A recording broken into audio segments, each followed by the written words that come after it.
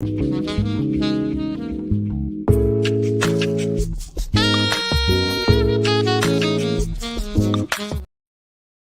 everybody, and welcome to Mile High Sports Today. I'm Sean Drotar. This is Nate Lundy. We'll be joined later in the program by Arran Andersen from Fox 31 and Troy Renck from the Denver Post. So we have a lot to get to today, specifically about football for the most part. And we'll start with the Denver Broncos. Sean Payton, Nate, after the loss to Seattle, said that Bo Nix needed a lot of help. He talked about the failure in protections. He talked about the drops by the wide receiver. And there were drops by the wide receivers, obviously, but it's probably more complicated than that. That said, Nix is a rookie. Passing was down in week one. We'll talk more about that as the show goes along. And you expect any of the rookies that played weren't impressive. Caleb Williams wasn't for the Bears, despite the fact they won. Jaden Daniels was maybe the best of Nix, Williams, and himself, obviously, but it wasn't dazzling numbers either way. So I think we continue to go along with the idea that you don't put a lot of stock into this performance by Nix. But when you look at the wide receiver group, how much more help can he be getting? The best performer was probably rookie Devon Vele, who had 8 catches on 8 targets for 39 yards. Josh Reynolds led the way with 45 yards. Courtland Sutton and Nix couldn't quite get on track. So when you look at the way these teams performed and you look at the way the Broncos receivers performed, what did they maybe leave on the table from your perspective? Yak. That's what they left on the table, yards after the catch. And it's one of the things that these receivers are going to have to do for Bo Nix for 2 reasons. One, the best receivers in the league do that. They make the catch and then they get the ball downfield. Courtland Sutton had 4 catches on Sunday and a grand total of 6 yards after the catch. That's pathetic. You have got to be able to make the catch, and then you've got to be able to turn it into more than just when your hands hit the ball. So yes, it is a matter of making sure you take care of the catches. It is a matter of all of that. I think the other thing that the reason that winds up being important, Sean, is because if you translate the catches into yards after the catch, if Bo Nix is going to need to shorten some of his pass opportunities, if the average depth of target is not going to be very far down the field, if it's going to be an average, if he's going to have an ADOT of 6.5 yards, something like that, then you're going to need, in order for those to turn into some plays that then put the defense on their heels, you've got to be able to get yardage after that catch is made. And so when I look at somebody like Courtland Sutton and I see 4 catches and I see the fact that he didn't do jack squat after he caught it, is why I get concerned as much as anything about what can be done for Bo Nix to make him successful, because I do think some of those short passes can help him, but you've got to have receivers that can turn it into something once they've got their hands on it. One of the things that I talked about yesterday with Cody Rourke was the idea that the Broncos have a very, very tall group of wide receivers. And they really are. The size is there. But oftentimes with size, unless you're, the DK Metcalfs of the world, there is a decrease in speed. Courtland Sutton's had multiple injuries over his career. He's not a burner, never really was a burner, definitely isn't now. Josh Reynolds isn't either. Devon Vele, at his size, is not. The one guy with size and speed that actually is intriguing in that regard is Troy Franklin, the rookie selection out of Oregon, but he was inactive for week 1. And Marvin Mims doesn't seem to get on the field as an offensive player with any regularity. So this may be something, Nate, where I look at it and think, I don't know if this is solvable on the roster this year. This wide receiver group doesn't have a lot of speed, doesn't have a lot of explosiveness after the catch. And if that's the case, how did they go about scheming something where you can get more out of it? Because right now, you're right. All those throws, 3.3 yards per attempt, one of the lowest in Broncos history. The expectation then is you get a short throw, a short completion, and you let the wide receiver do a little bit more. But if they don't have the speed to do that, does the scheme need to change? Well, first of all, I think they do have some of the speed to be able to do it. And I think some of that comes down to the play calling, hopefully not 40-plus pass attempts. Because I don't want to just pick on Courtland. It's kind of easy to pick on Courtland because he's been here for a little while. Josh Reynolds had 5 catches and a total of 8 yards after the catch. Right. I mean, it's like it's a perpetual problem right now. And so I understand what you're saying about the idea, Sean, that this needs to be a wide receiving core that needs to be improved. But I'm not convinced that they don't already have some of this on the roster. Troy Franklin, obviously not ready. And I think that he can get there. I do have faith in that, and I have faith in the coaching staff to be able to get him there. But they are going to have to find some talent that can do this, because they're hosed if they can't. The ADOT, the 3.3 per completion, but the ADOT is what needs to change for me with Bo Nix, the average depth of target. He's got to be able to get the ball downfield, because that's what keeps defenses honest. And there are going to be some secondaries that they are going to face over the course of this season that he can exploit, and this coaching staff can exploit when it comes to the passing plays that they call. But I think one of the things that Sean Payton is referring to when he says that Bo Nix needs help, he needs those receivers to get their hands on the ball and then do something with it. And I think these guys are capable of it. I'm not willing to say, oh, well, they don't have the receiving core to do this.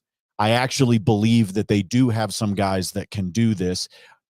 I'm not going to, the same way that I'm not going to overreact to a 60-minute sample size of Bo Nix, I'm also not going to overreact to the chemistry and the opportunities with the receivers with Bo. And let me give you some good news as well when you're looking at that. You look at the targets and you look at the receptions. And we know that Bo Nix was missing receivers, mostly behind receivers, which is something that you believe will get better as we go, because he'll get used to the speed of the game. Well, yeah, and you can, by the way, you can get yards after the catch if you're catching it as you go. As you go, right. Right? Not, right. All right. It's a great point. I mean, again, if you've got to slow down because the ball's behind you, you're not going to get any yards after the catch. You got to be able to hit somebody in stride. See Hill, Tyreek. Yeah, and then that's a part of it. And I think Nix will get better and the receivers will get better. But the idea of Nix and the receivers, did the receivers drop balls? Did the receivers not drop balls? Depending on how you take a look at it, the folks at Pro Football Focus look at catchable balls. And how about this? Devon Bailey had 8 catches on 8 targets, but he was also considered to be thrown 8 catchable balls. Josh Reynolds had 5 catches on 8 targets, but the catchable balls, 5. So 5 for 5. Cortland Sutton, 4 catches on 12 targets, but 4 catchable balls. So when you're talking about the receivers and their ability to bring it in, so far in one game, I get it. Just like you don't evaluate Nix in one game, you don't evaluate the receiving group in one game. But they were catching the balls for the most part that were expected to be caught. The catchable balls they were bringing in for the most part. So yeah, was there a drop here or there? There was. Is that something you want? Of course not. I think Sean Payton was a little hard on the receivers to protect Nix and not get him too exposed to criticism after one game. But some of this probably does need to change a little bit. Some of it's on Nix. Some of it's probably on the playbook, because so many plays were called behind the line of scrimmage. And it looked a little bit like an Oregon game. In his last year in Oregon, 28.1% of his attempts went behind the line of scrimmage. So more than 1 out of every 4 were dump offs and swing passes, things like that. For the Broncos in the debut, you're talking about 21. So 1 out of 5 was behind the line of scrimmage. Perhaps that needs to change. And maybe that will change as Nix gets more confidence, because we saw when he was throwing down the field, he was behind receivers. The stat on the board there that is the most telling and the most alarming is when they're going downfield, the pass attempts over 10 yards, 2 for 12, 42 total yards, and 2 picks. Until that gets better, you can't necessarily pick on Payton for not calling a bunch of deeper plays. And this is where in the early going of a season, it's hard to evaluate teams. And I get it. We live in a microwave society. You saw one game, you should have a take on it. You should be absolutely convinced that it's right. I get it. That's what we do too often in this business. But the reality is, football especially, this isn't golf. It's not bowling. It's not archery or a million other things where it's one person sport. This is football. There's 53 guys on a team and there's 11 on the field on offense. If the quarterback's throwing behind his players, well, it's hard to pick on the receivers. It's also hard to pick on the coaching staff who isn't telling him to go downfield. When they went downfield, things weren't good.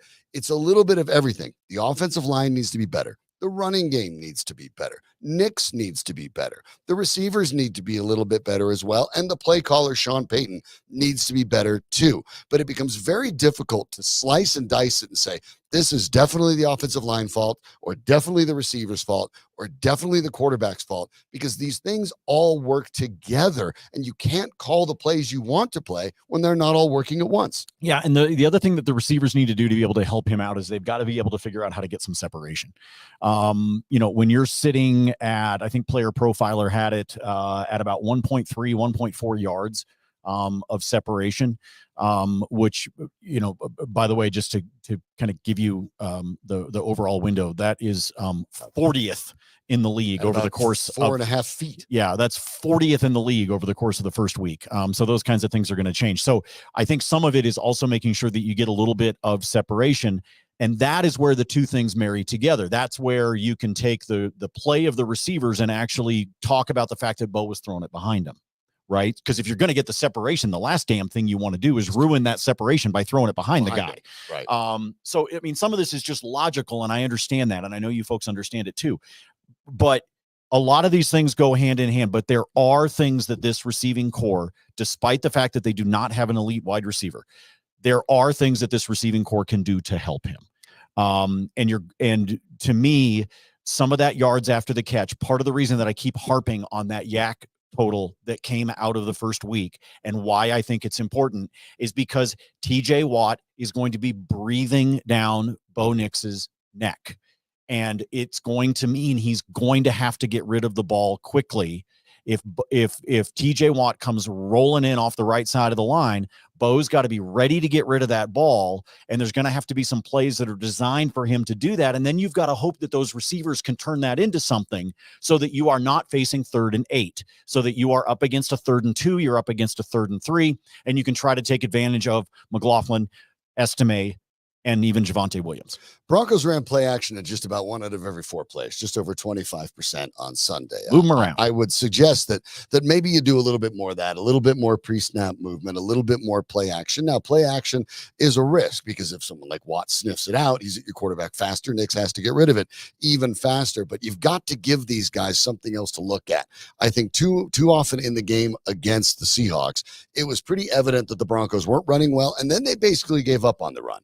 That allowed the Seahawks to simply kind of bracket the wide receivers, force Nix to throw into tight coverage, force him to avoid making mistakes, which is a rookie he couldn't do. So these are the kind of things for the Broncos schematically that they can do different against the Pittsburgh Steelers. The bright side of this is even though the Steelers defense did hold the Falcons to only 10, and Kirk Cousins obviously was not great in his Falcons debut, but there is reason to believe in Denver that the Broncos will have an opportunity to do more than put field goals on the board. And if the defense can hold up and keep Pittsburgh to that with Justin Fields at quarterback, they'll stand a chance here. But a lot of things have to change. They have to change rather quickly, but it's not as simple as saying, wow, we've seen some of the ideas. Oh, one game, Bo Nix is a bust. Oh, no, they don't have enough receiving talent. Oh, wow, the offensive line is terrible. The offensive line is 4 of the same 5 guys that started the most snaps together in the NFL last year among the line. So it's not that simple. Some of this stuff isn't going to happen in week 1. You can look at a whole bunch of teams, and I get it. We talked about the Cincinnati Bengals and how they had a terrible, terrible start. If you think the Bengals are going to play all 17 games like that, I don't know what to tell you. They won't. It's week 1. And it's week 1 with a team that's had a tremendous amount of turnover for the second year in a row, that has a challenge in the salary cap that is admittedly self-inflicted, but a lot of other teams don't have. This is not a finished product. And yes, it's going to take patience, Nate. Yeah, it is going to take patience, but I also want to point this out. I don't care that 4 out of those 5 guys started together. They are still middle of the pack by almost everybody's rankings. Playing together doesn't matter. Okay, like great. So they're buddies and they can go clay shooting together or whatever the hell it is that they want to do. I appreciate that there's some chemistry there between these guys, but I don't give a crap that they returned as starters by almost all rankings going into 2024. Despite all the money that the Broncos are spending, the offensive line is still middle of the pack in the NFL. I know this team, the coaching staff, and George Payton are doing the best they can to build an offensive line for their rookie quarterback, but I don't give a crap that these guys came back from last year, because if you're still getting run over by defensive dudes, it doesn't matter. Well, and that point I think is interesting because when you're talking about continuity on a line, and we've talked about the lack of that, for example, up in Boulder, it has a value. Obviously, when you think about the nature of offensive line, your first step, especially on a pass play, is backwards. Now you're creating that pocket, right? The guy that plays next to you, you can't see him anymore. You have to know where he is without looking. That's part of the reason continuity helps, because you're familiar with it. But you're right, Nate. If you're not necessarily good enough on the whole, and I think I agree with you, Yeah. it's a middle of the road offensive line, then the continuity helps only in so much as maybe you're not as bad as you would otherwise be. That's exactly the point. Okay, great. So you've got a little bit of chemistry. That gets in the middle of the road rather than bottom 10. Because guess what? Detroit, I believe, brought back 4 out of their 5, and they're number 1. Jason Kelce retired, and they had to replace him. And Philly is like number 2 in the offensive line. So 4 out of 5 doesn't automatically make you a top 5 offensive line in the league. That's my point. No, it definitely does not. And there is certainly work to be done there because, as we've talked about before on this program, you can talk about your quarterbacks, running backs, wide receivers. Those are all dependent positions. If the offensive line doesn't do its job, none of those other guys can do as well. So obviously the O-line, a big part of it. But let's say you're looking for a little break here and you're looking to get a little workout in. You're looking for the perfect place to exercise, but maybe socialize, work and play a little bit. Well, then look no further than the Denver Athletic Club right in the heart of downtown Denver. As a DAC member, you'll enjoy top-notch amenities like a full fitness center, but you expected that. Maybe you didn't expect a licensed childcare center, a spa, massage rooms, Pilates, golf simulators, and even more. Well, the DAC has it. It's one of the reasons they've been at the heart of the Denver community for more than a century. What sets it apart is because that member-owned club is all about you, offering year-round social events, co-working, dining, and fun for the entire family. The Denver Athletic Club is truly a club for your whole life. So look at joining the DAC today. Visit Denver Athletic Club CC for all of the latest details. Talking about continuity, Nate, when injuries continuity, it is it's not a big word. It is not a sexy football word, but it matters continuity, a lot, as it turns out. And that's the one thing in Boulder that the CU Buffaloes definitely do not have. The nature of grabbing everyone through the transfer portal and all that sort of stuff means that continuity basically doesn't exist. They do have their quarterback, and Shedeur Sanders back. More about him and the challenges there in a moment. But they are battling injuries with the Rocky Mountain Showdown coming up this weekend. The Rams are too. Torrey Horton was hurt in the last game against Northern Colorado. If he can't play, that really changes the situation for the Rams. But Shiloh Sanders will miss 2 to 3 weeks at bare minimum with a forearm injury. He had surgery this week. Deion Sanders, I think, was being extremely optimistic, talking about 2 to 3 weeks after surgery for a safety that hits so hard that referees pay attention. Let's put it that way. Running back Dallin Hayden, who was the most effective running back by far for the Buffs this season and last weekend against Nebraska, will also miss Saturday's game. He'll miss the showdown, undisclosed injury there. And Chidozie Nwankwo, they're hoping will play, but also an undisclosed injury. And Nwankwo is considered to be maybe the most important part of that rebuilt defensive line. So for the Buffs, injuries already hitting at the wrong time. And that's before recognizing that Shedeur Sanders, who was hit late, on a targeting call that saw a Nebraska player ejected, ended up leaving the game early. Some of that may be the hit to the head. He did walk off without the helmet. Some of it may be the fact that the game was out of control. But Shedeur Sanders isn't going to last this entire year if he doesn't get a little better. And that's where I think the Buffaloes have to look at things. They can't change the injury situation. It's football. Guys get hurt. You do your best and you move on. But they can fight their instincts. And Shedeur Sanders' instinct to throw the ball, which we went over yesterday, has to be blunted by somebody, whether it's offensive coordinator Pat Shurmur or whether it's his father, the head coach Deion Sanders himself, or he's not going to last the season. Ignore even the Buffaloes for a minute. If it's the Shedeur Sanders show, and the idea of making one of the top 5 picks in the draft, that's not going to happen if he gets knocked out and doesn't finish the season for the second straight year in a Buffaloes uniform. Kind of feels like the arrogance of Carmelo Anthony, doesn't it? There is a bit of that vibe. Because that's what legitimately that good. I understand when exactly. I understand what you're talking about with the idea that he has this like natural tendency to throw the ball, this instinct to throw the ball. I also think it's an arrogance to throw the ball. I think he wants to have the spotlight on himself. And that's a reflection of his dad. And that's fine. Okay. Play with that. You want to do that? That's okay. But you know what can build the arrogance is wins, is touchdown drives, is flashy plays that actually do something. It doesn't do any good to be on the highlight reel if you lose. You need to be on the highlight reel and win. That's the best way to be able to succeed and to ultimately get NFL teams and general managers and coaches' attention, is make those kinds of plays in a situation that actually has you come out on top in the scoreboard. So I think there's a little bit of that mellow kind of idea. Like, I recognize the talent. I'm not trying to dispute his talent. I think he does have a lot of talent. But knowing when and where to flex that talent, and most importantly, how to flex that talent, is something that I don't think Shedeur Sanders has learned yet. The mellow comparison is interesting, Nate, because you bring up the idea that in Carmelo Anthony's case, right, his instinct, if we were to make the comparison, was to shoot, to play ISO ball one-on-one, let the clock turn down and shoot. And more often than not, he ended up getting the bucket. But the problem is, you look over Carmelo Anthony's career, never even particularly got all that close to winning a title or even getting to a finals, except for the 1 year with the Nuggets, and they ended up getting beaten by the Lakers when they had Allen Iverson. And I get that. But you're right. There is something to the idea that you have to fight your worst instincts, because your best instincts can also be your worst. And Carmelo Anthony had George Karl riding him, worrying about defense, worrying about other parts of his game. Carmelo was actually a very, very good rebounder when he focused on it. Not an average one, a good one when he focused on it. Shedeur Sanders can do an awful lot of good things, but right now the Buffaloes on first down are passing 60.3% of the time. The rest of the Big 12, Nate, 40.5. That is, and you look at it, so it's 20% more. No, it's not 20% more. It's 50% more. That's the way the math actually works. The Buffs are passing 50% more than all the other teams in the Big 12 on first down. That's not all that weird. Only Texas Tech and CU are above the average. That's fine. But it's the third downs that are shocking. On 3rd and 3 or fewer, the Buffs are passing 44% of the time. The rest of the Big 12, 28.4% of the time.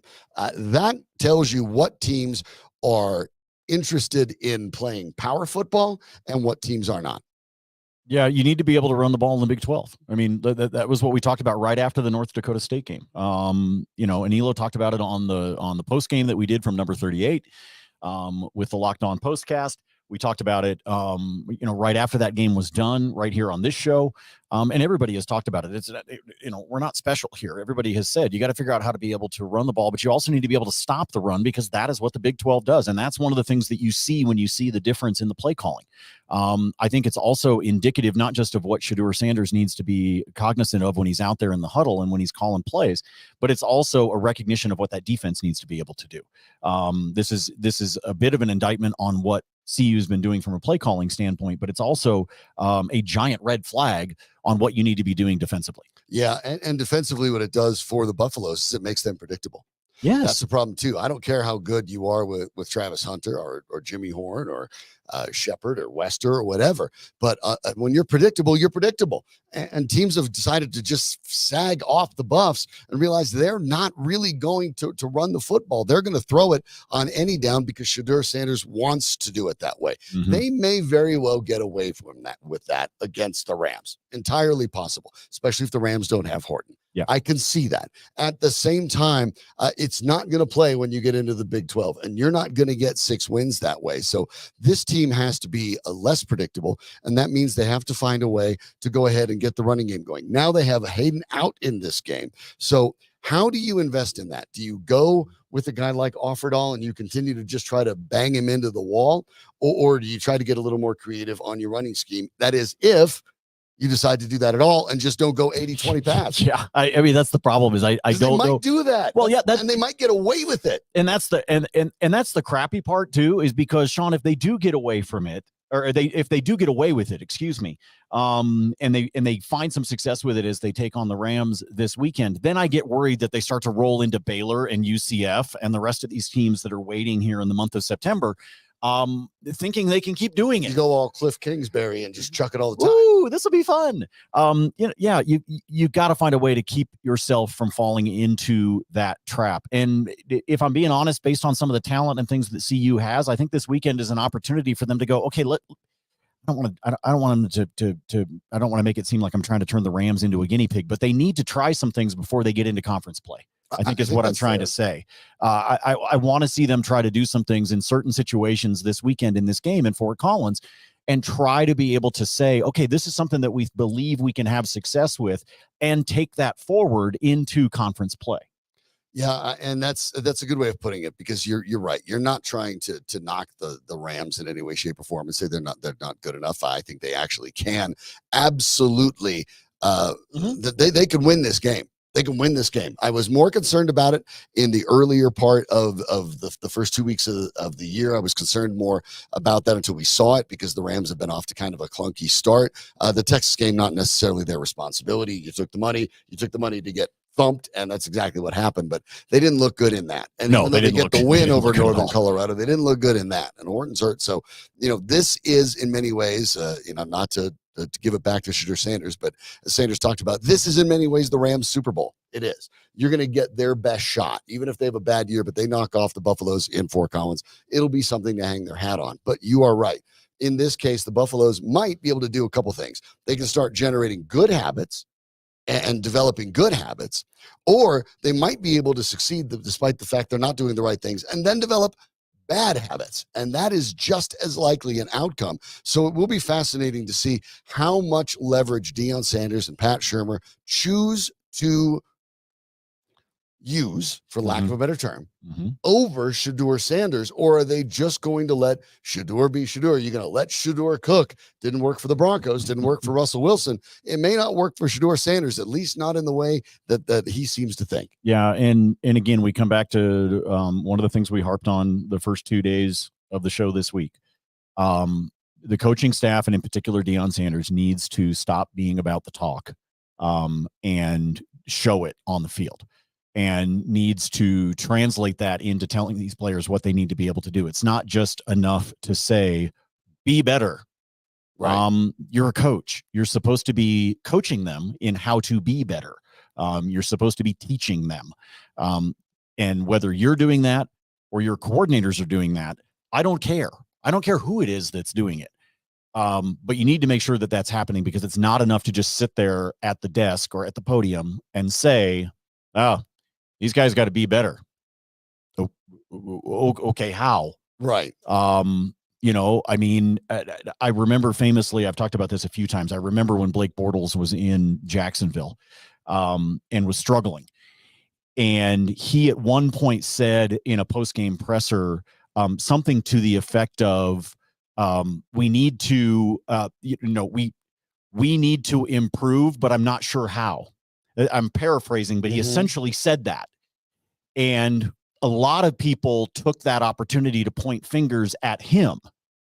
And I sat back and went, wait a minute. Like, I'm not saying that Blake Bortles shouldn't be shouldering some of this, but where the hell are his coaches? Right. They're running into problems, and he's saying, we don't know what to do. And he was saying it as a collective we, as in the offense or whatever. We don't know what to do. And that translates over to the coaching staff, right? Because they're the ones that are supposed to be saying, hey, here's what you need to do to avoid this situation. It's the same thing that we're going to see out of the Broncos, hopefully, when it comes to Bo Nix throwing the ball behind somebody, right? Or when it comes to, allowing some penetration into the backfield and trying to say, okay, here's what we need to do to make sure that TJ Watt doesn't repeat that, right? That's film study and then showing somebody what to do. And Blake Bortles was sitting there saying, I don't know what to do. Yeah. Somebody help me is basically what he's saying. Help me learn. Help me understand. It was help me. Yeah. That's all he was asking. The next thing. So, I mean, there is good and bad about this idea here, right? Because when Deion Sanders took over at Colorado, the idea was, is he just some, is he sideshow, right? Is it going to be serious at all? Well, the truth is that yes, Colorado, while going 4-8 and finishing in disappointing fashion, went from 1 win to 4 wins. They went from irrelevance to relevance. They are relevant again and will be regardless of how they finished. Yesterday, the game against Baylor later this month was also put in prime time. That will be the first 4 games of the year in evening primetime national television. Right. So they have done a lot of things that Sanders has proved he can accomplish. So he has gotten the more wins. He has made them more relevant. Now we know he has also brought in talent. Is it sustainable long-term by going mostly transfer portal to high school? I don't know. I don't think we'll know for a little while still. But there is no question that he has brought in top-end talent. Jordan Seaton was the top overall tackle in all of high school ball. He's on the Buffaloes right now starting. So Sanders has proven he can get the team more wins. He can make the team more relevant. He can make the team more money. He can make the program more money. He can make the whole university more money. And now we know we can bring in talent. Those are all pluses on the Deion Sanders ledger. The minus is, can he coach?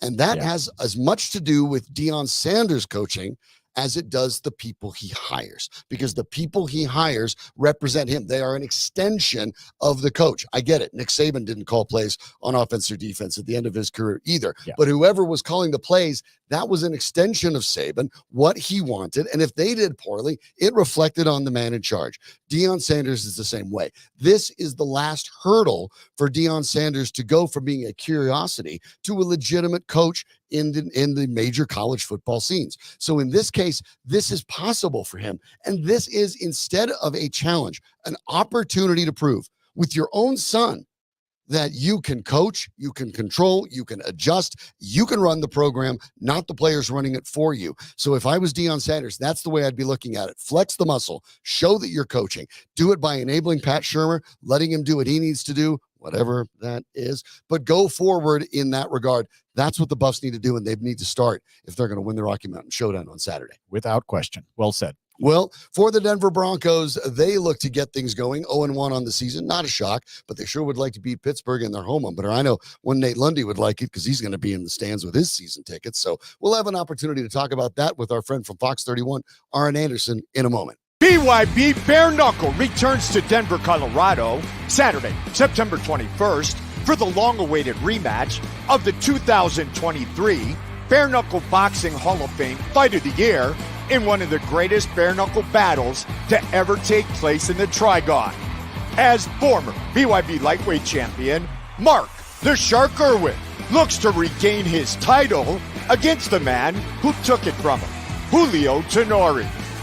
Plus, BYB women's lightweight champion Patty Juarez looks to become BYB's first two-division women's champion when she faces Courtney Cameron for the BYB Super Lightweight title. Don't miss these great matchups and much more. Visit BYBExtreme.com for tickets and information.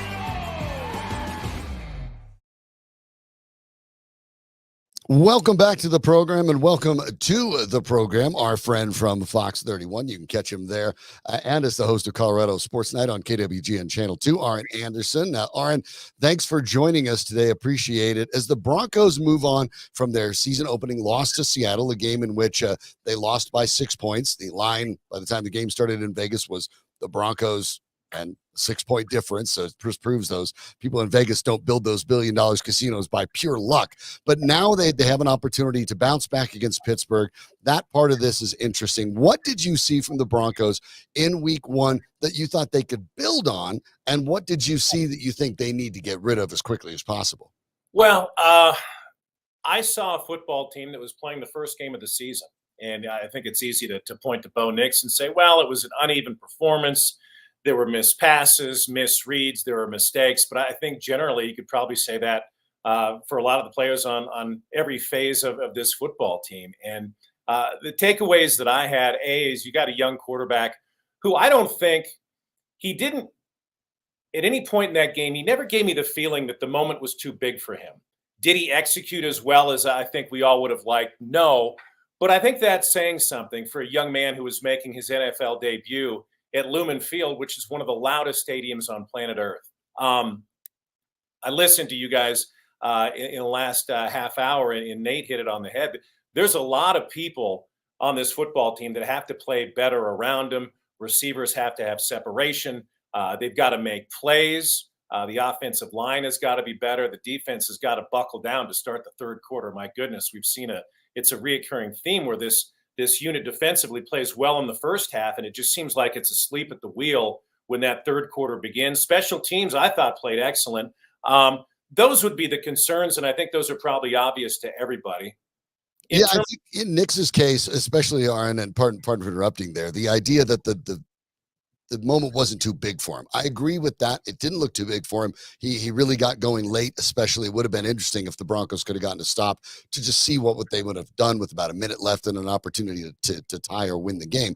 Yeah. But there certainly were nerves with Nix. I think you saw that, right? There were nerves. And even though he didn't admit to them after the game, I think it was evident. And I think Sean Payton was trying to cover for it a bit.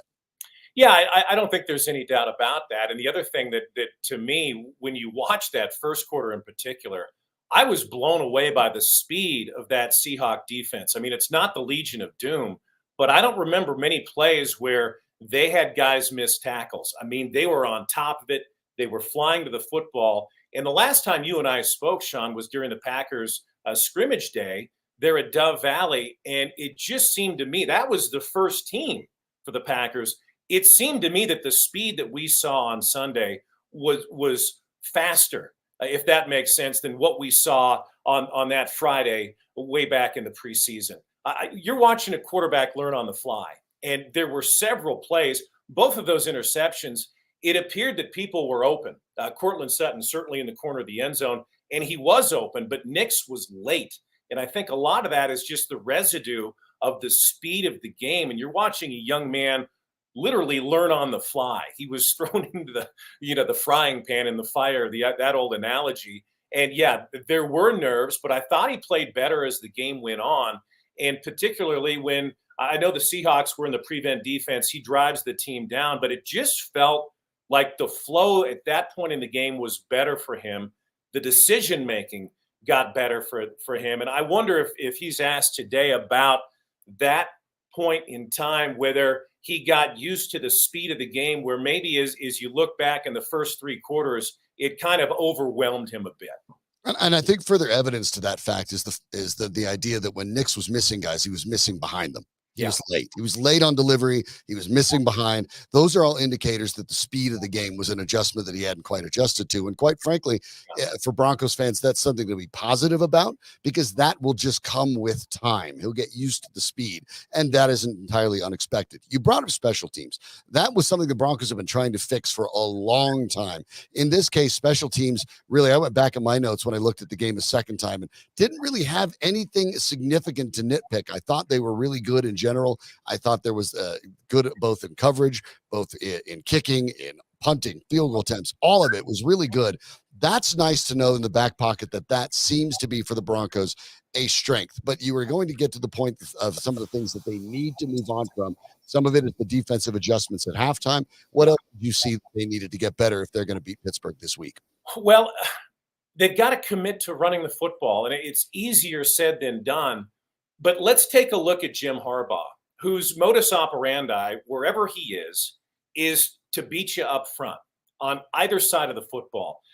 In the game against the Raiders last week, his first game with the Chargers, they ran for 175 yards. Guess how many yards they ran for in the first half?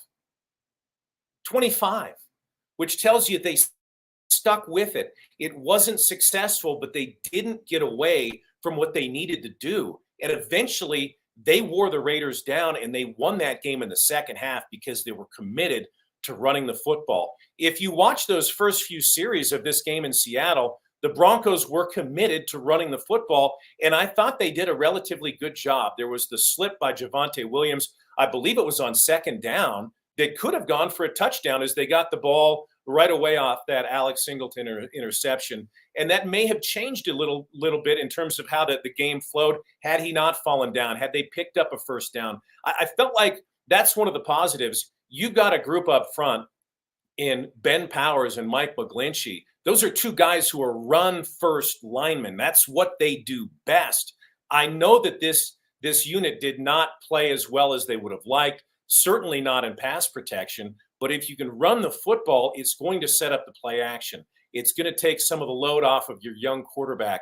I think that's one thing I was pleased with is I think we saw the ability for them to make that happen. I just think they got lost in the shuffle of the game and where the Broncos were in terms of the score, trying to win the game, that they got away from what the real focus should have been, which would be to establish that running game. So I do think that's a positive. And I think if they can play complementary football from that standpoint, you run the football, you set up the play action, you set up RPOs, you set up little dumps to receivers where if you can extend the field a little bit, if you can target receivers in the middle of the field, that's going to stretch this defense out. That will open up the running game. So there's kind of yin and yang things that need to happen. But I really believe that this is a case of a team playing its first game. And that part of things, right? Go ahead. I'm sorry. Oh, pardon me. Doesn't that fall on Sean Payton? I mean, you're talking about the designed runs. 29% of the Broncos plays were designed runs. Seattle's was 55. Seattle wasn't doing a lot in the first half on the ground either. And much like the Chargers, they opened it up in the second.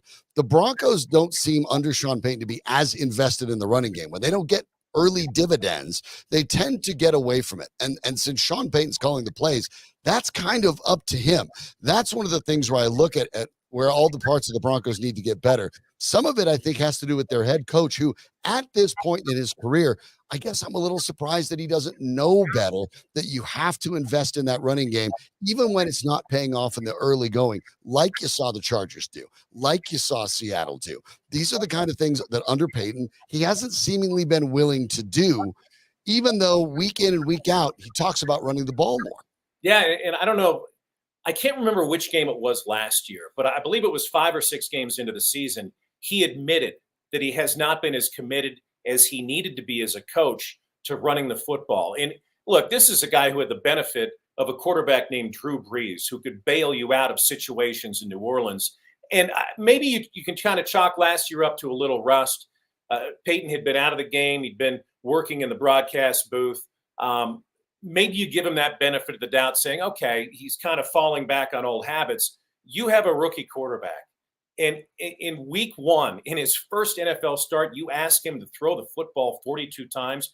You call 47 pass plays. 5 of those plays didn't materialize, and they led to scrambles. It just seems like he maybe you're right. Maybe because it's not effective early, he loses sight of that. And I don't want to use the word panic, but he deviates to that old pattern, which is, okay, it's not working now, we'll get back to it, as opposed to, hey, let's get this right. Let's make this a point of emphasis. Let's make sure we can run first and then worry about the other. He said something to the effect that you want to be able to pass when you want to, not when you have to.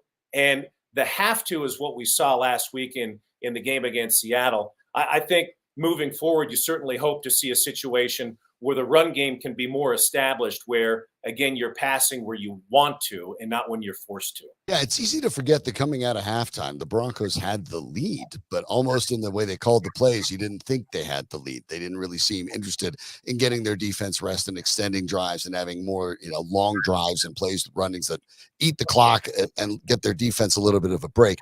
And I do wonder if you felt that led a little bit to the breakdown. Now, there are legitimate questions, I think, defensively on how the Broncos seal the edge on the running game, because when Kenneth Walker was getting out there, when Seattle focused on getting him to the outside, he really ate the Broncos up. But how much of that do you chalk up to challenges with the Broncos, strengths of the Seahawks, or fatigue brought on by the fact that the offense, even though the Broncos won the time of possession battle, remember, they had 2 extra full possessions because of the safeties, it didn't feel like it. Lots of 3 and outs for Denver. The defense was in and out rather rapidly.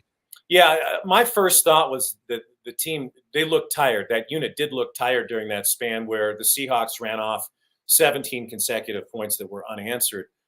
But if you look back to last year with Vance Joseph, it just feels like there's a real thrust in the first half where that unit is very dominant early and it fades. And I'm not sure if there are adjustments that aren't being countered. Look, opposing offensive coordinators go into halftime and they pull out their pen and they start working. Okay, here's what's not working. We're going to counter. We're going to do. I just don't get the feeling that the Broncos defense is put in a position to kind of pick up where they left off and accommodate changes that may be made by the opposition, because we've seen this time and time again where when the third quarter starts, it feels like this group is immediately on its heels. And you're right about the Seattle running backs who seemed to find holes in there were big gains. And not only that, but the touchdown by Charbonnet on the wheel route where I believe it was Alex Singleton got lost in the shuffle. It just felt like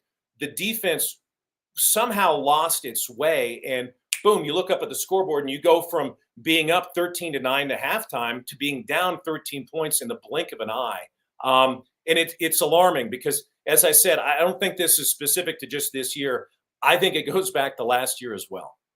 Pittsburgh didn't get a touchdown on the board in their season opening win over Atlanta, but the defense was impressive. And if you thought that the Seahawks could get after the quarterback, let me introduce you to one TJ Watt. So for the Broncos now, they are at home. The crowd will be for them rather than against them. And quite frankly, going from Lumen Field down to Mile High is a monumental shift in crowd energy for Bo Nix.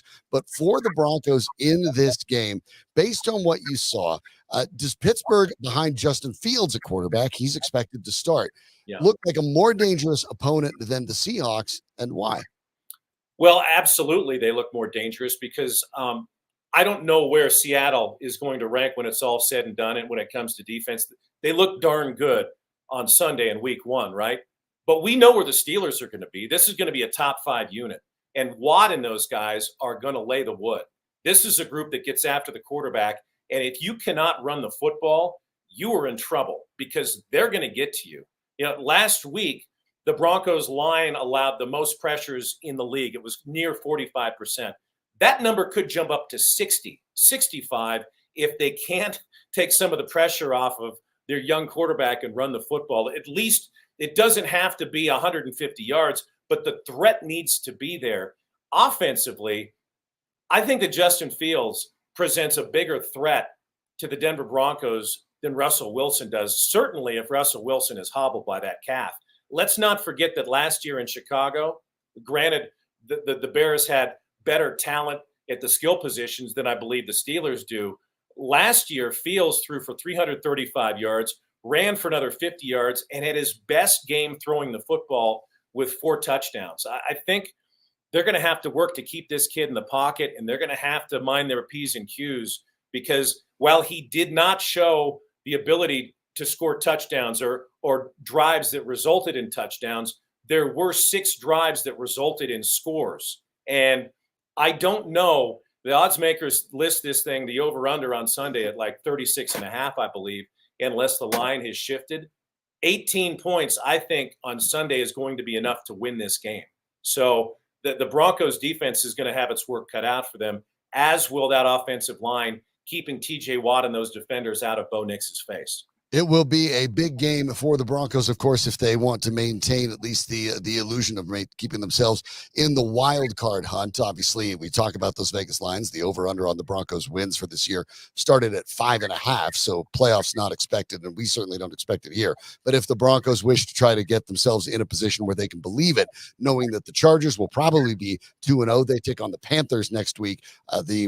But Bengals should be better, but they take on the Chiefs. They could be 2-0. The Broncos can't afford to be 0-2 and expect to have themselves as legitimate contenders in an AFC West and an AFC where they could get buried quickly.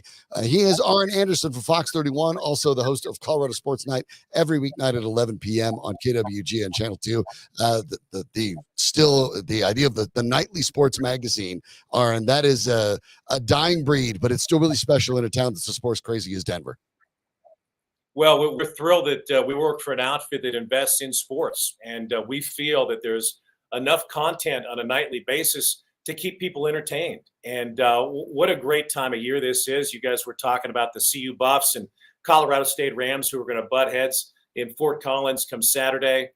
We're thrilled to have an opportunity to talk about sports for a half hour Monday through Friday. I mean, it's a dream come true for anybody who does this for a living, and we're really pleased to have a chance to bring that to the fans here locally. From Fox 31, Arran Andersen joining us. Arran, thanks so much for the time. My pleasure. Always great to talk to you, and let's hope we have a good outcome come Sunday. Let's hope so. Thanks so much. I want to remind you, by the way, that home ownership is always difficult. Trying to buy a home or refinance a home, very, very difficult, especially in this market. But if you're self-employed, it's even harder. And so if you are self-employed and you're having trouble finding a home loan, you need to reach out to SCO Mortgage. SCO has helped thousands of self-employed people refinance their mortgage or buy a home with just their bank statement loan. There's no tax returns needed. SCO understands the challenges of being self-employed. Find them at myspecialmortgage.com SCLsbenservingcolorado.com or call 303-790-2222. That's 303-790-2222. SCL's been serving Colorado successfully for 23 years. So please, if you're self-employed and you're looking to refinance or buy your home, call them today or visit them at myspecialmortgage.com. NMLS number 1200716. Nate Lundy is back and joining us just in time to talk about one of the most embarrassing losses in the history of the Colorado Rockies organization. And that is saying a lot. Last night in Detroit, for the first time in nearly 3 seasons, a Detroit Tigers pitcher threw a shutout. Rookie Kiter Montero throws a 3-hit shutout of the Rockies. That is bad enough. Even more shocking, even though the Rockies have been no-hit 3 times in their history, they've always set up more than the minimum number of batters to the plate. The Rockies sent up 27 guys. 3 of them got on. They all got erased by double plays. The bare minimum number of batters. Montero gets the shutout and doesn't even have to throw 100 pitches in the process. The Rockies, obviously an afterthought here in September. They're eliminated from postseason, but they find a new way to hit a new low. And you're surprised? No, I'm just piling on. Oh, okay. I just wanted to make sure you weren't surprised. Here's what I look at. I respect Sean that it's embarrassing. I think we should actually be applauding it. I mean, if you are going to be that crappy of a baseball team, why not just do it efficiently? Just go full, I mean, 27 up, Major League, just 27 up, 27 down. To me, that's efficient. That is the guys going, hey, there's no reason for any of us to get hurt for this clown show of an organization. So let's just go up.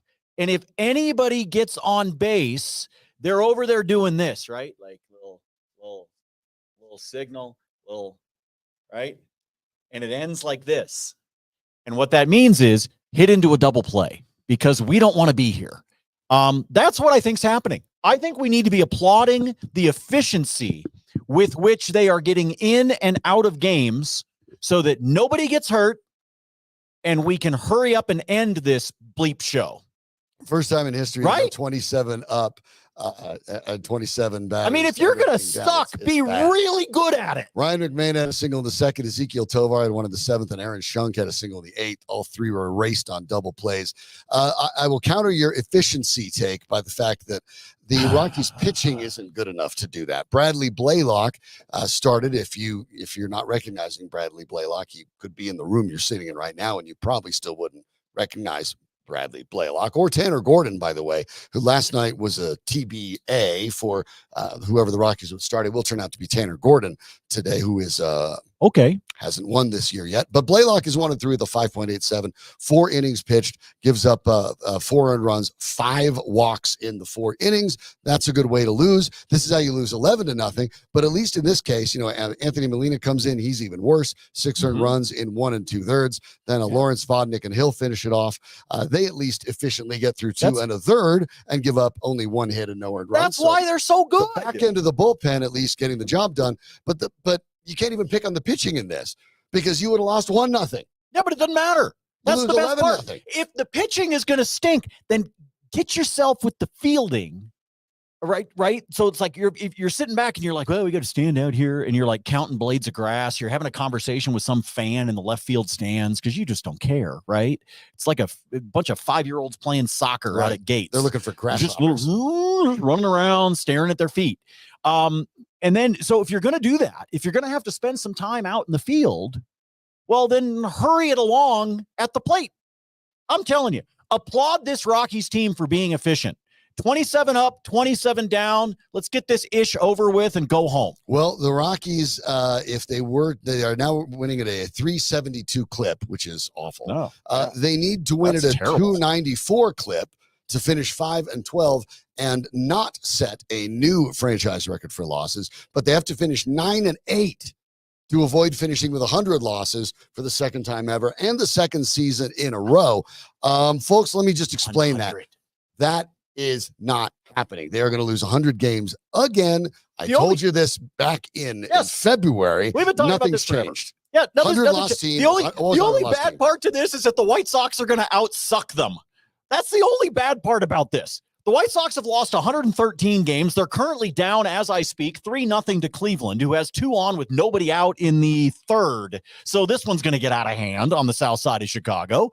That's the only bad part, is that the White Sox are even worse. So you get fewer ping pong balls because there is a draft lottery now in the it is what it is. You know what I'd rather discuss right now, and I wish I had a camera for better it. baseball teams? No, I'd rather point out the fact, Danny and I were talking about this briefly while you were having a great conversation with Arran there. One of actual substance, by the way, about football instead of this nonsense that I'm spewing about baseball at the moment. It's not your fault. Have you noticed that Mark Sanchez looks a lot like a bad guy from the John Wick movies? No. He was just on Colin Cowherd a second ago. And I can't stand Colin, as most of you know if you follow me or have listened to me for long enough. But for some unknown did Alex Becker turn this channel on or something? Jeez. I don't know why the hell. Like, we are probably one of 3 viewers nationally right now of FS1. Okay, I don't know why this channel is on. Oh, okay. So Danny just changed the channel over to the MLB Network. Thank you very much. We appreciate you. Mark Sanchez can't look like a bad guy. He's your happy hot dog. No, have you seen him? He's got the hair slicked back. He seriously looks like somebody that Keanu Reeves would have offed early on in one of the Wick movies. Well, good for him. Actually, I mean, it's kind of an odd. I'm a little jealous. It's just, I don't know. I'm just saying, as an NFL analyst, it's kind of an odd look. You legit look like a bad guy. I'm for it. You just do that, Mark Sanchez. I got to check it out next time. It was so fun to have him. Not going to make me watch. So fun to have him here in Denver for a cup of coffee. For that span of time in which he was never going to start. Did you really want me to continue to talk about how much the Rockies suck? It just depends on how badly you want to pile on. No, here's what I want you guys to do. Here's what I want you to recognize that is your greatest opportunity as it pertains to this Colorado Rockies team. I want you to go make some money betting against them. That's what I would encourage you if you are a sports bettor, and keep it within your limits.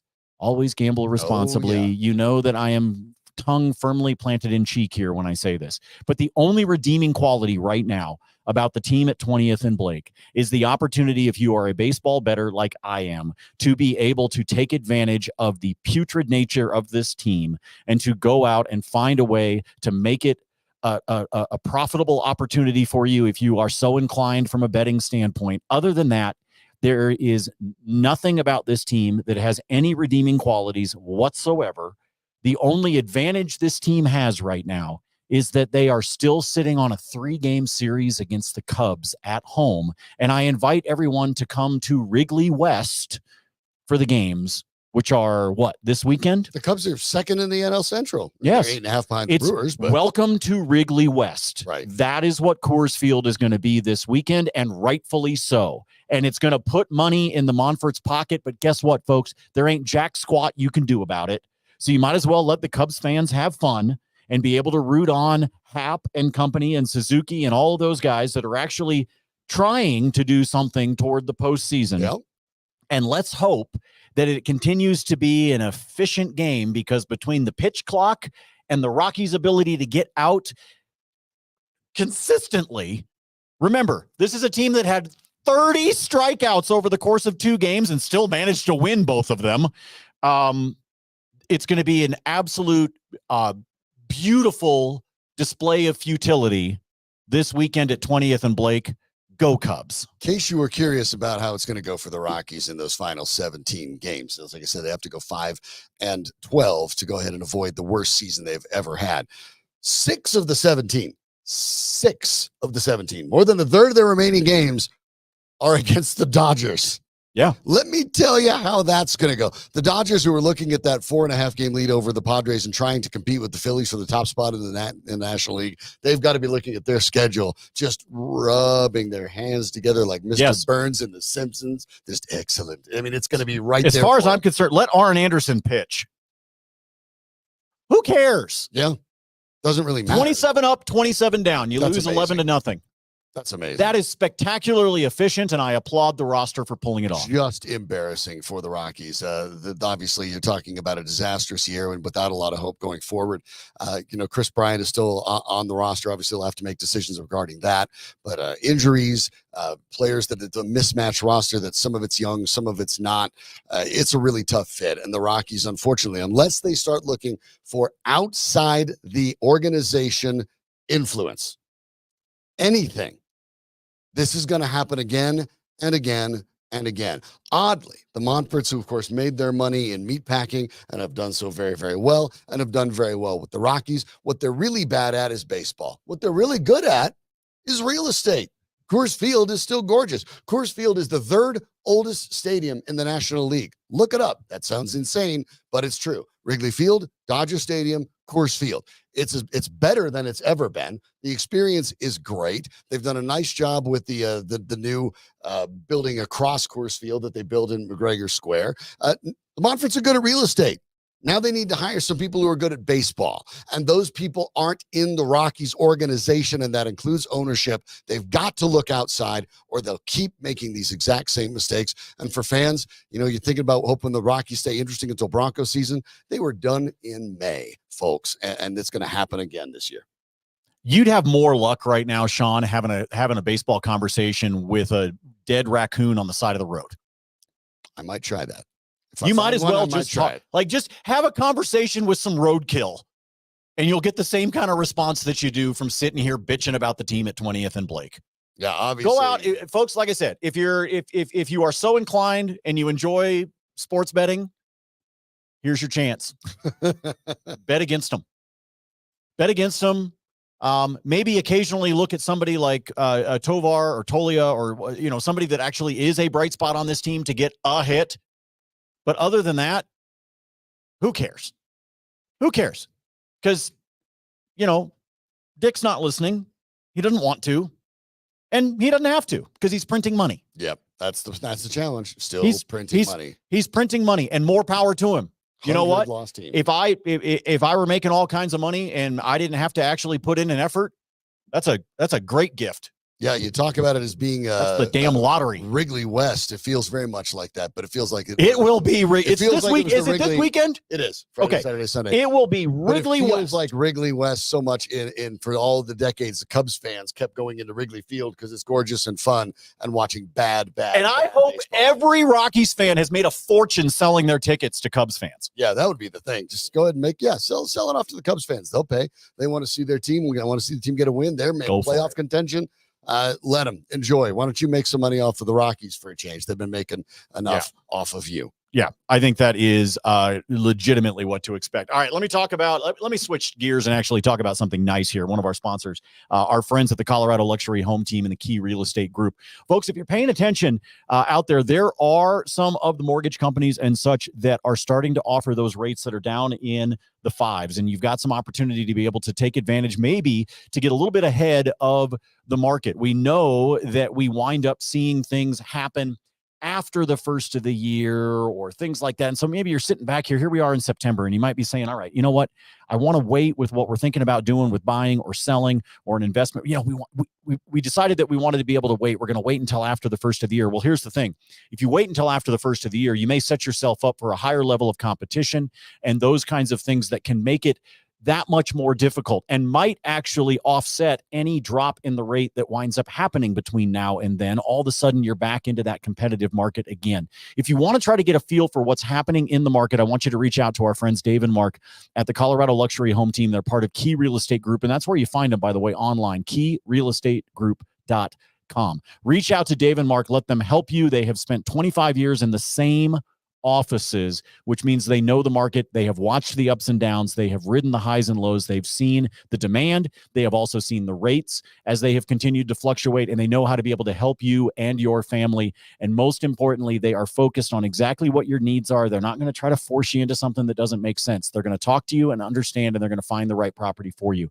So it's Dave and Mark, our friends over there at keyrealestategroup.com. Make a note of the number 720-900-LIST, 720-900-LIST. And when you call them, tell them Nate and Sean sent you. Have an opportunity to be joined by our friend Troy Renck of the Denver Post. You get to hear him regularly on this program and on Mile High Sports as our Denver Broncos insider from the Denver Post and the host of the Broncos podcast with Troy Renck. Troy, thanks so much for joining us as we take a look at the Broncos and the Steelers. Justin Fields expected to start. Russell Wilson's calf injury not expected to get better in time for him to be back and absorb, I guess, what would be boos from Broncos fans, though how much of all of last year's his responsibility is still, I guess, in some doubt. But how does the Fields issue and the way he played in the opener change the way the Broncos need to prepare for Pittsburgh? Well, it stinks that Russell's not going to be available because it gave all the juice was in that matchup with Russell Wilson. It was on paper the best matchup of the season at home in terms of having a little bit of electricity. And you're right, it wasn't all on Russell that they were 8-9 last year, but because of his issues with Sean Payton, him coming back, that was going to be the story. And instead now, sad trombone. How does it change with Justin Fields? It's pretty simple. He's a dynamic runner. He is one of the best runners all time at the quarterback position. But, it wasn't like they were great last week. They had 6 field goals. He has been a guy who will turn the ball over. The Broncos saw that last year. Luckily they played him last year. And his fumble on a strip sack is what lost that Bears game and allowed the Broncos to get their first win of the season. So they're familiar enough with Fields. They'll know his game. I understand he's in a different scheme with Arthur Smith, but the one thing you have to account for with Justin Fields that you weren't really accounting for with Wilson is his ability to beat you with his feet. So they'll have to keep an eye on that. But I'd be lying if saying I'm not disappointed because I wanted to see Russell Wilson back here. And again, they might not have blamed him, Sean, for last year, but they certainly would have blamed him for 2022. So there would have been enough vitriol just from that anger to power the fans.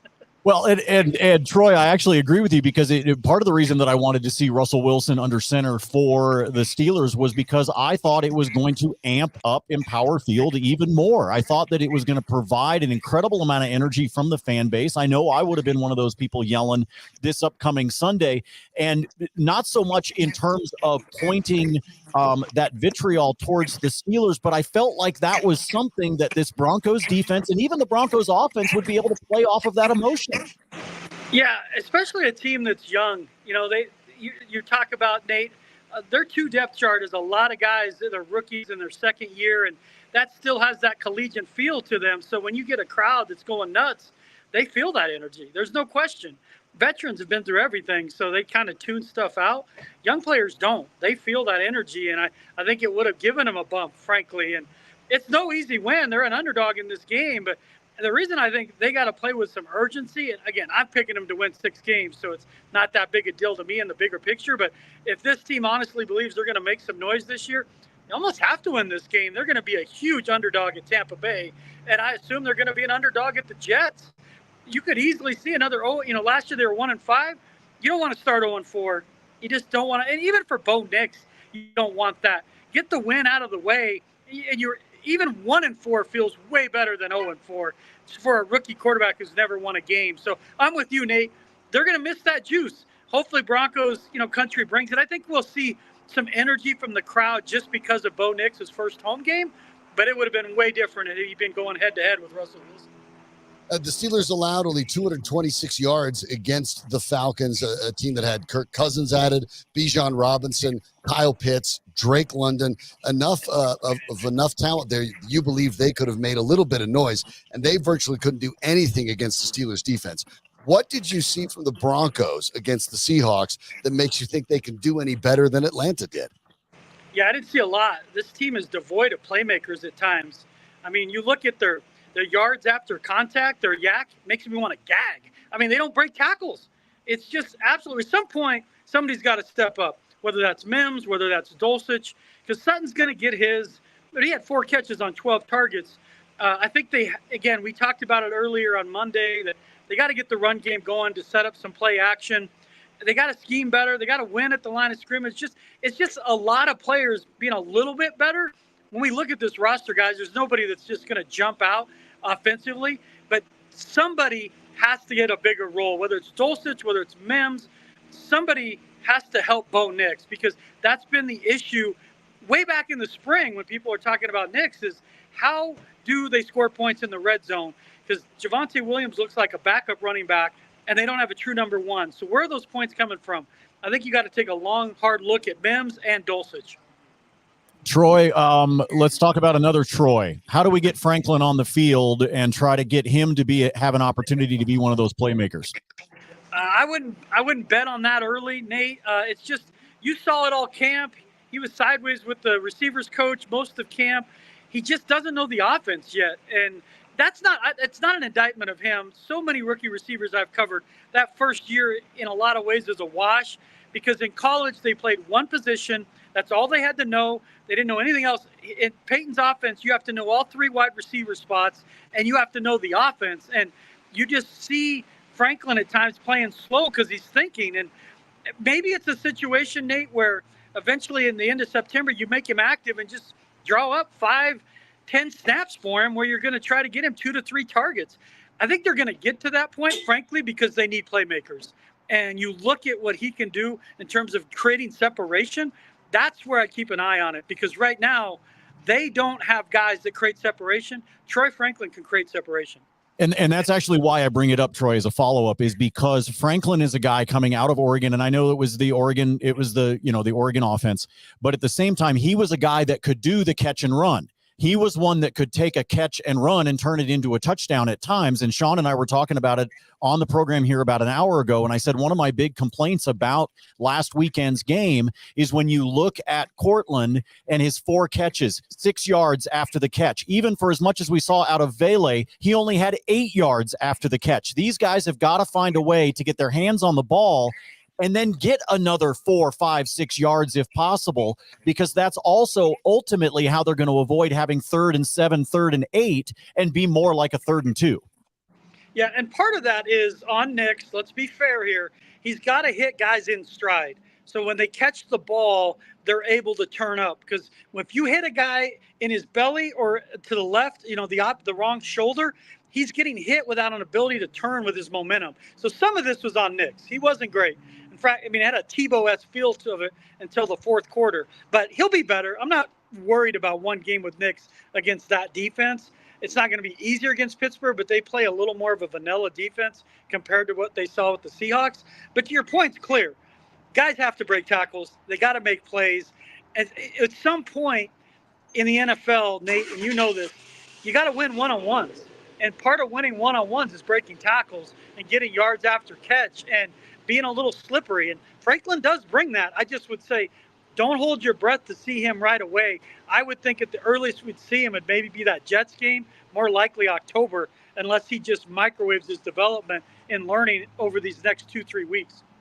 Well, one of the advantages, Troy, and we're talking with Troy Renck of the Denver Post, host of the Broncos podcast with Troy Renck. Go check that out. Is the fact that you're not dealing with the 2 receivers defensively. Obviously, you put Pat Surtain on DK Metcalf. He did a really good job, followed Metcalf, kind of blanketed him. Riley Moss, I think, did a better job than he's getting credit for against Tyler Lockett. Lockett's a good route runner. He knows all the tricks, makes a really great catch at the end of the game. He was well covered. But that's not an issue with the Steelers. George Pickens had 7 targets, 6 catches, 85 yards from Justin Fields. The rest of the receivers had a total of 3 catches on only 5 targets for 13 yards. Only Pickens seems to be a threat from the wide receiver spot. And, of course, you know about Freiermuth, who can be problematic in spots, but still only 4 catches for 27 yards. But the leading receivers behind Pickens were Freiermuth, running back Jalen Warren, tight end Michael Pruitt, and then running back Najee Harris. Before you even go to any wide receivers, does that give the Broncos an advantage that maybe the defense didn't have against Seattle? 100%. Seattle's wide receiver core has 3 legitimate receivers. Pittsburgh's receiving core is more like Denver. There's a reason they were trying to trade for Brandon Ayuk the entire training camp. They need a number 2/1. He would be a 1 there, move Pickens to 2, then you got something going. They don't have that kind of receiving core. Brandon Johnson, who knows, maybe he gets some action. Love to see it for him just because he's a great guy. But it does help them because of the fact Moss now gets a better matchup, and he played fine. But if Surtain can take Pickens out like he did DK Metcalf, it's going to allow your defense to take some chances. So you're going to see a lot of dump downs from Fields, a lot of short passes. You just got to tackle well. It's really going to come down to if defense is going to have a great game, You're just going to have to tackle well on short passes because they're not going to put Fields at risk. Throwing down in the middle of the field, bunch of long passes. Maybe there'll be some play action if they're able to run it well. And I'm sure they watched that tape with Kenneth Walker and believe they can. But for the most part, their passing game is going to be more horizontal than vertical. I think my favorite part of this, Troy, is I keep waiting for somebody to come up behind you here and do one of those like cameos that we see sometimes on the national news, right? Yeah, exactly. I'm waiting for something like that to happen, or the famous one on CNN with the little kid that came out walking behind the dad. I mean, I'm waiting for something like that to happen from wherever you're hiding at right now.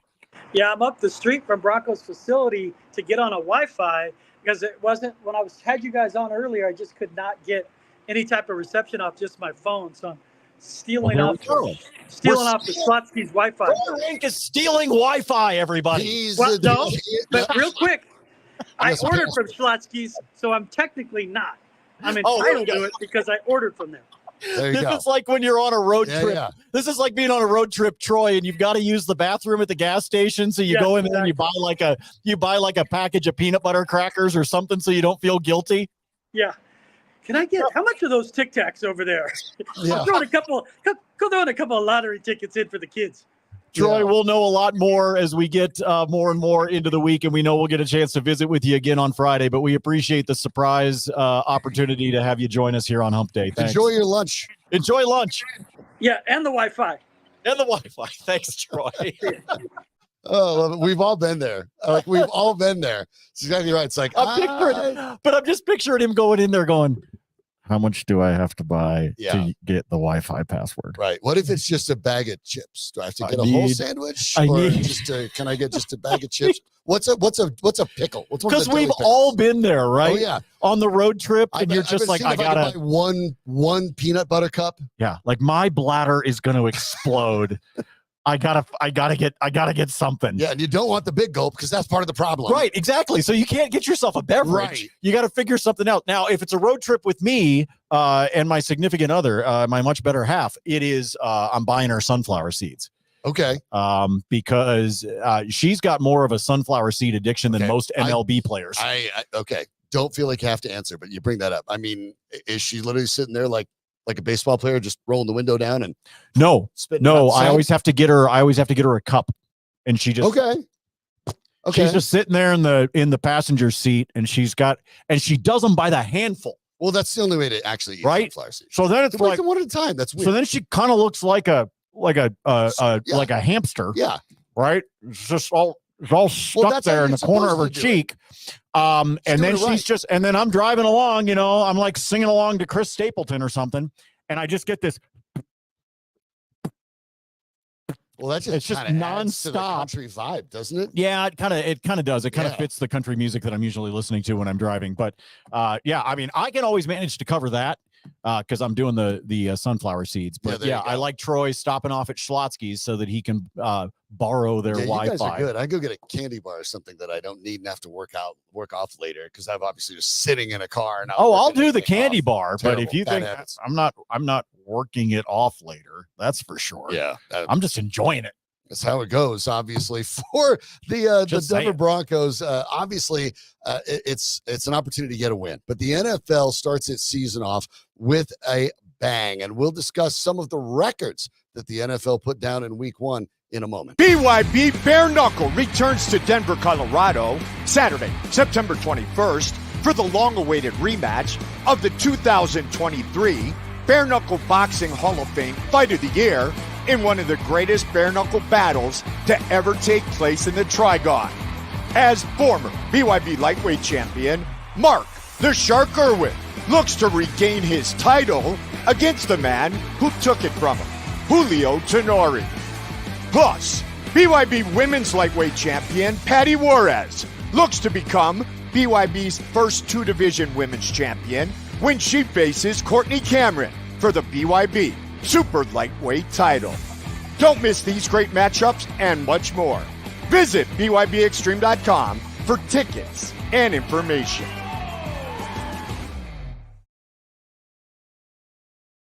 Sean, we got some news that came in right there during the break, courtesy of our friends over at the Denver Broncos. They've added a wide receiver to the practice squad. Caden Davis has been added to the practice squad. Just got this press release, 6'1", 195, out of Northwest Missouri State. He's been on practice squads with Denver previously 2 seasons ago. He's also done it with the Cards. Spent time with Detroit during training camp. So they're bringing in another one just to throw on there. He is from Ellsworth, Kansas. Go Bearcats, Northwest Missouri State Bearcats. Is that who they are? It is the Bearcats football. Obviously they'd like to maybe get Troy Franklin involved a little bit sooner than Caden Davis, but adding to the room is interesting because as you've talked about, as Troy Renck just talked about, the Broncos are lacking playmakers, and that's something they'll have to take a look at. And we'll break down the game a little bit. By the way, I'm looking it up on the map. Ellsworth is legitimately the middle of nowhere. I mean, like if I zoom out, it is quite possibly it is quite possibly the exact center of the continental United States. Center, pretty close. It is let's see here. It's a population of 3,066. Oh, that's a decent size. Yeah, that's pretty good. That's pretty big. It legit is the middle of nowhere. All right, good for that kid for making it out of Ellsworth, Kansas. Once called the wickedest cattle town in Texas, according to Wikipedia. Wickedest cattle. How is it the wickedest cattle town in Texas when it's in Kansas? Are you looking at the right Ellsworth? I said, I've had a lot of concussions. Kansas. There we go. In Kansas is the correct term. At least that was back in the 1860s. So it's a little bit out of it. That's what you get for researching on the fly. All right. Anyway, the official press release came out. They have added him to the practice squad. There you go. Oh, by the way, another 6-foot+ receiver.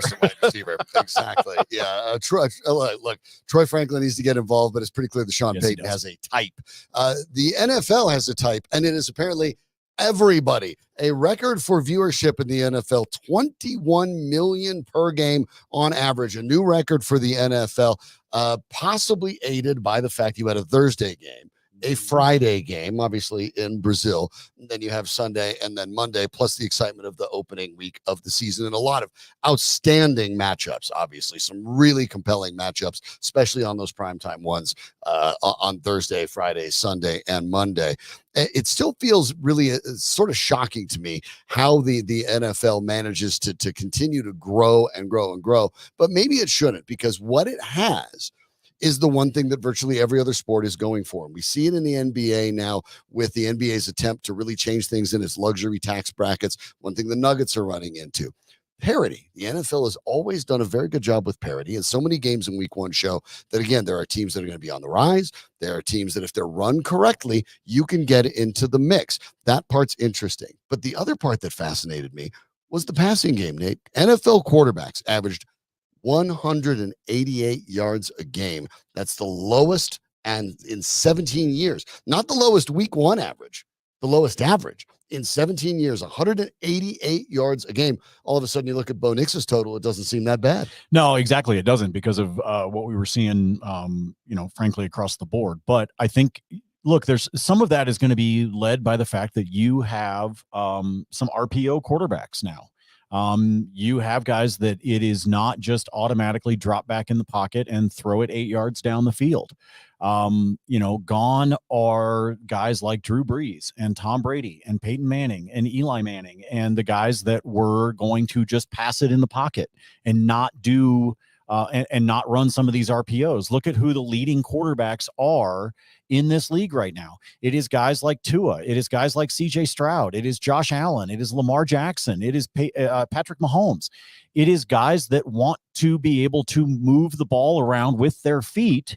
And so it actually doesn't surprise me that we are seeing some of those numbers in terms of the average passing yards. From a betting standpoint, going into that Niners-Jets game on Monday night, I said, take the under. You and I disagreed, but I said, take the under on the passing with both of these quarterbacks. You were right. And it's because I just think we're leaning that way. And I'm going to be fascinated, especially by the time we start to talk about the Thursday night game tomorrow here on the show, as well as when we do some of our betting stuff for Friday, when I share with you some of my picks. I'm going to be really curious to look at some of those numbers, which are starting to populate on the books right now, of what those passing yardage totals are. And if we are going to start to see over-under numbers that are going to continue to creep down lower and lower and lower, just because of what the trend is telling us, but also what our own eyes are telling us. And the Thursday night game is going to be a lot of fun. The Bills and the Dolphins. I don't know who the hell's going to score, but Tua Tagovailoa was the leading passer, one of only two quarterbacks that threw for over 300 yards. He was the top, and Matt Stafford, the only other one to exceed 300 yards.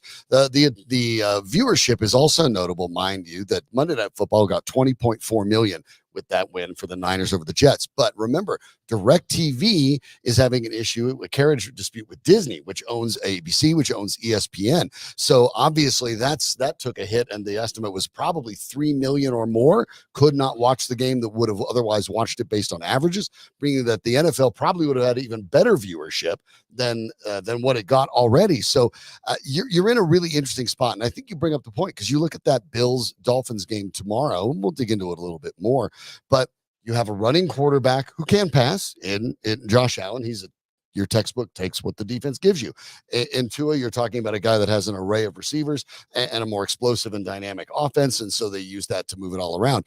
But there are all these different stylistic ways to play in the NFL, and I think that's part of where the appeal is, because you can watch these teams and it's not all the same feel. It's a little bit more. The creativity in the NFL has made it feel a little bit more to me like college football. Like you can watch an SEC team, and you can watch a Big 10 team, and you can watch a Big 12 team, and you know that you're going to see some style of play that is going to be interesting in the contrast. But you can watch a Bills or a Dolphins, division rivals for decades, and realize that those are two totally different styles of football, both that can beat the other, both that can be sort of dark horse Super Bowl contenders in the AFC behind the Chiefs.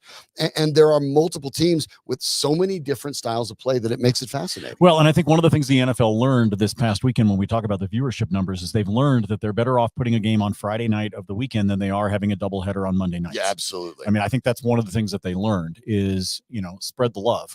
And that's exactly what they did. Now, please don't ever play on a piece of crap field like they did in Brazil ever again. But I see what it is they're trying to do. Well, I see what they're trying to do, and I see the expansion and the idea of being able to say, look, we're going to create 4 days of NFL football to start off the season, which is the right thing for the biggest sport in the United States to do. They should be trying to maximize everything that they can off the start of the season. And I know people want to bitch about whether it's on streaming or Peacock or what channel or all that, but the NFL is doing exactly what the NFL should do. And if eventually it hurts their viewership, they will pull it back. But to the point that Sean just said, they have no reason to. I know some of you are online, on Friday, like complaining, where the hell do I find this game and all that kind of stuff. Well, clearly the NFL didn't have a problem.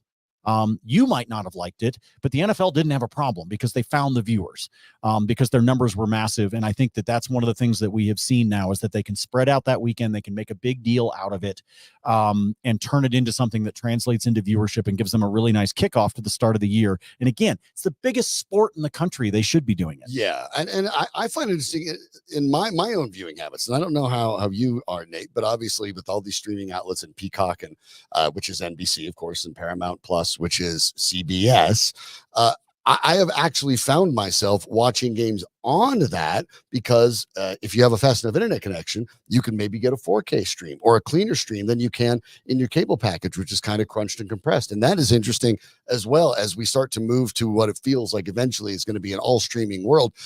And these early steps into it don't entirely shock me, even though it does take some games off of free TV, which the NFL has absolutely used to build its empire on. Yeah, they have, and they're evolving the same way that everybody else is. So, I think the numbers are, impressive. I'm glad they got the viewership that they did. Good for them. And like I said, I think they found an opportunity here with the Thursday, Friday, Sunday, Monday concept. For the opening weekend, continuing to, college will continue to dominate that Saturday, which is the right thing that they should do. But beyond that, I think they found the right formula to be able to get, viewership. And look, a lot of the streaming things and the different bundles and what Disney and Fox and what everybody's working on, it'll sort itself out.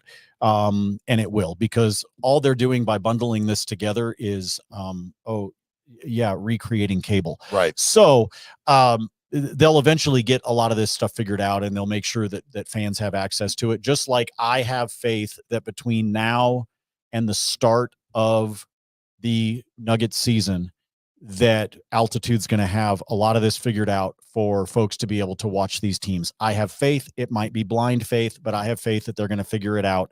And that there's going to be some options for folks to be able to see the games that they have not been able to do over the course of the dispute for the last 4 years. Yeah, not entirely blind faith. Some changes at the top of that organization there. Sure. When you're talking about the negotiations. I just have a feeling. For almost 5 years now. I think that I have faith that stuff is gonna work itself out. Yeah, things will. Some of it takes time to unpack because of obviously regional rights, NBA rights.